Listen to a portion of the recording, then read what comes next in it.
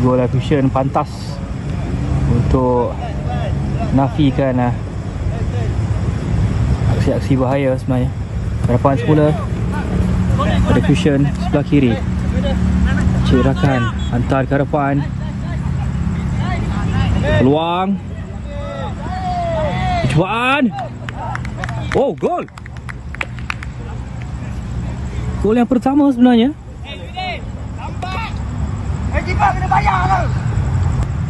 Cantik gerakan beliau. Lepas 3 orang. Lepas oleh Fusion. Datang lagi sebelah kiri. Bagaimana ketika ni?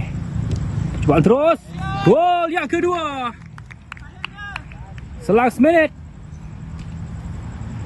oleh pemain ini. Dah offside.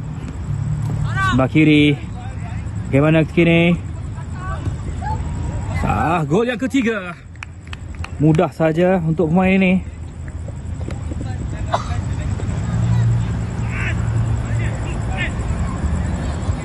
Mungkin boleh gol ataupun terus ke angkasa lepas. Gol yang keempat. Oh, lipat. Tak jadi pula. Blessing. Tahu bagaimana? Gol yang kelima. Wow. Amat set yang pertama. Tengah. Bawa solo. Gol yang keenam.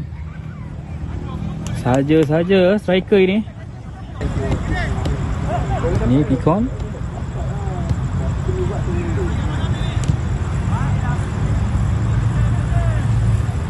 Lepas. Tidak offside. Tengah. Pakai sebelah kanan. Lepas lagi sekali. Posing, namun terus kena apa punya gol. Cuma ke depan. Peluang. Itu dia gol yang ke-7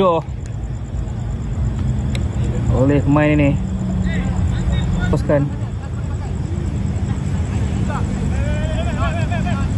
Nanti antara ini. Gol yang ke-8 oleh pemain ini. Kan di hadapan.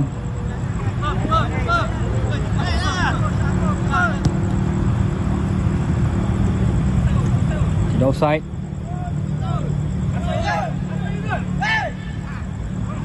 Terus gol yang ke-9 oleh pemain ini.